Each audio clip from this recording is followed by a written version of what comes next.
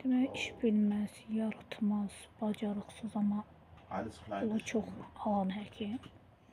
2 dənələr həkim, ikisi də adaşdı.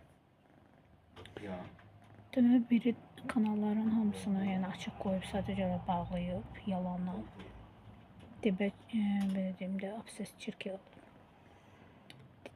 Üzüm şişdi falan. Digər biri isə o həkimə pis deyir, özünün etdiyi iş dişimin buradan kanalın özünü doldurmaq da bir yana, yəni o mayedir, o daşlaşan nədirsə, onu çəyin dibinə birbaşa ətə yedizdirib. Təsəvvürləyin ki, o indi təzədən əməliyyat olunmalıdır, oradan daşlaşmış şəkildən çıxmalıdır. Həm maddi, həm fiziki bütün əziyyət. Allah bildiyi kimi eləsin, diqqətli olun. Diş düzəltmək.